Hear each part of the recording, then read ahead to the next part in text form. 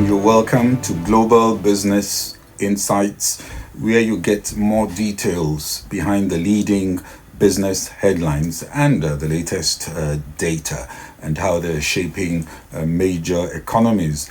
Earlier in the morning, we got United Kingdom monthly GDP decreased to 0.1% in February, as we expected, from 0.3% in January. Earlier, we saw Singapore's first quarter gross domestic product up 2.7% year on year, faster than the 2% growth in quarter three. Growth in the manufacturing sector, however, slowed to 0.8% year on year, down from 1.4% in the previous quarter. We also got the US University of Michigan consumer sentiment falling below forecasts to 77.9 in April 2024 from 79.4 in March. The March print was the highest level since July 2021. The focus for this episode is on the big banks, the major banks, as they report their first quarter earnings, mixed performance, and especially JPMorgan Chase dragging down the S&P 500, and we'll look at the common recurring themes so far.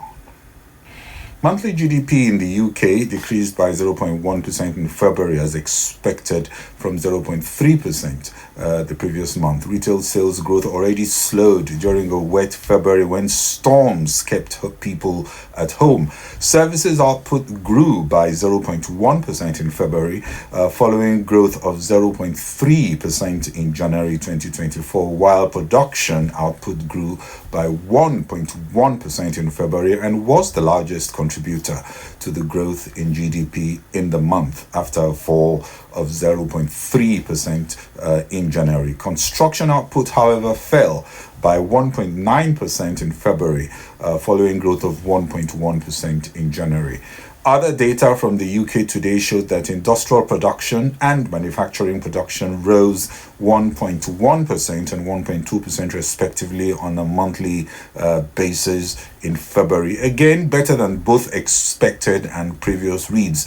At best, somewhat mixed and fragile recovery we're seeing in the UK, but the economy does look like it's coming out, albeit marginally, out of a recession. First quarter profits for JPMorgan rose 6% to $13.42 billion or $4.44 per share from a year earlier, boosted by takeover last year of First Republic during the regional banking crisis, while revenues rose 8% to $42.55 billion as the bank cashed in on more interest income thanks to higher rates and larger loan balances. America's largest bank beat on both top and bottom line. It was a strong performance, but not without its spots. Net interest income notably declined 4% due to deposit margin compression and lower deposit balances. Average deposits were down 3%. And while JPMorgan Chase retained its number one ranking for global investment banking fees with 9.1% of wallet share in first quarter 2024, market revenues were up 5%, with fixed income markets down 7% and equity markets flat. Revenues were also hit by a $725 million increase to the estimated FDIC special assessment. That's the share of costs in rescuing regional banks, and which increased overhead ratio by 2%. The good news was a $72 million net reserve release after credit costs and charge-offs. Markets had expected much more significant loan loss charges. JP Morgan posted a 1.88 billion provision for credit losses in Q1, well below 2.7 billion expected by analysts and 17% smaller than a year ago. Jamie Dimon adds that many economic indicators continue to be favorable for the bank, and the higher rates for longer will help the bigger banks despite the margin compression from competition for deposits, which obviously is squeezing the profits of the smaller banks. The bank lifted its full year guidance for net interest income to around $89 billion from an earlier forecast of around $88 billion as it anticipates higher interest rates for a longer period. How many blips can the market accept given the high pricing to almost perfection? An unimpressive net interest income situation apparently is weighing on the stock. JPMorgan has risen 14% this year, while the S&P 500 has risen 9% in the same time.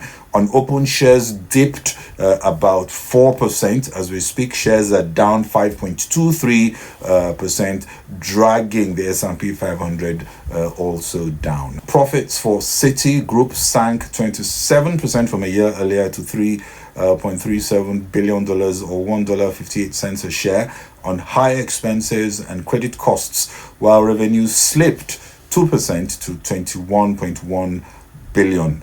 If you exclude gains from sale of Citi's India's consumer business, adding that takes revenues up 3% year on year. But both top and bottom line were better than expected, as the bank also said it was on track to shed 7,000 jobs this year.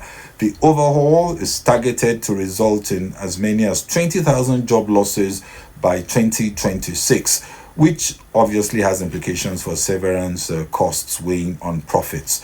The main driver of profits was the corporate and investment bank, where fees jumped by about 50% from a year ago.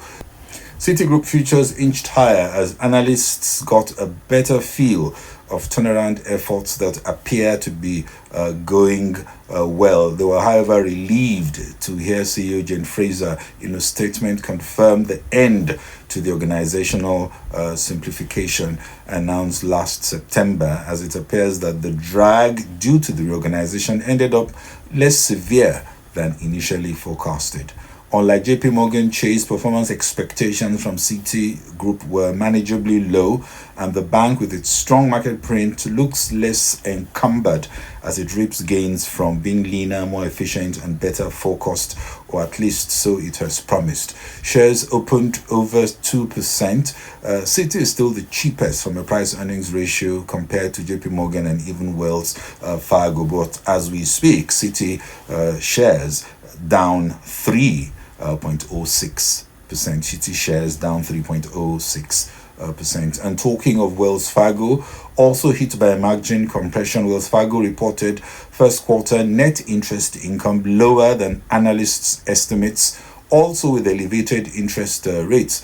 Wells Fargo posted net interest income of $12.23 billion below expectations of $12.37 billion, and also less than what we saw last year in the same period when net interest income was $13.34 billion.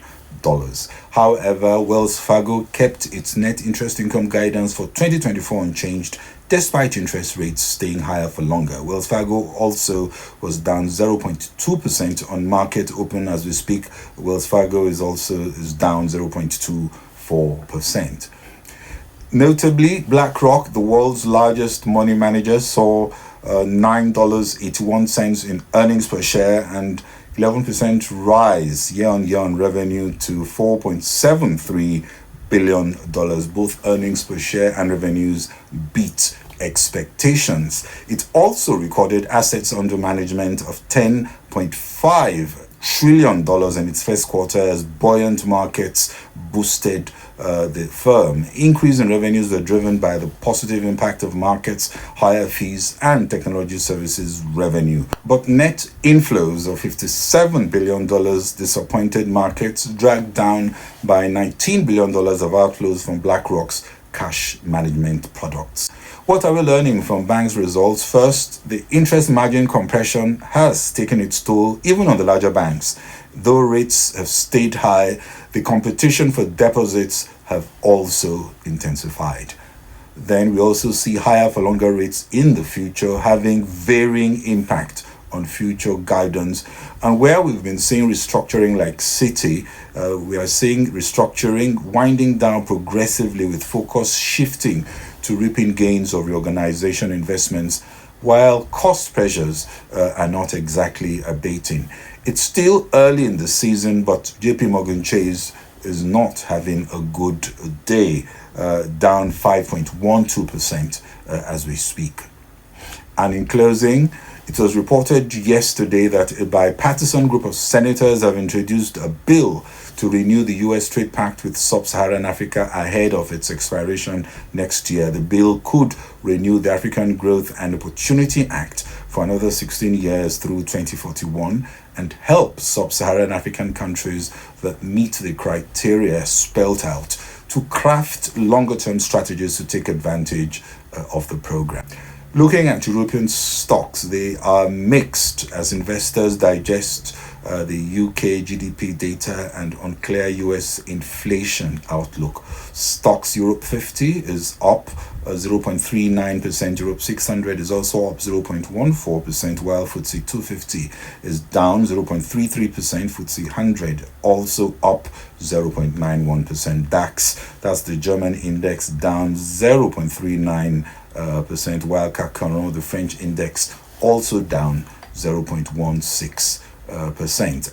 Looking at US stocks, S&P 500 down 0.93%, Dow 30 down 0.8%, Nasdaq down 1.10%. And look again at the banking stocks. BlackRock down 1.47%, JPMorgan down 5.21%, Citigroup down 2.39%, Wells Fargo also down 0.02%. It's around 17:00 GMT. That's about 5 p.m. Well, that's it from me on Global Business Insights. This is Bode Oshosami. Please share and kindly follow on Facebook and LinkedIn. Subscribe on YouTube and X.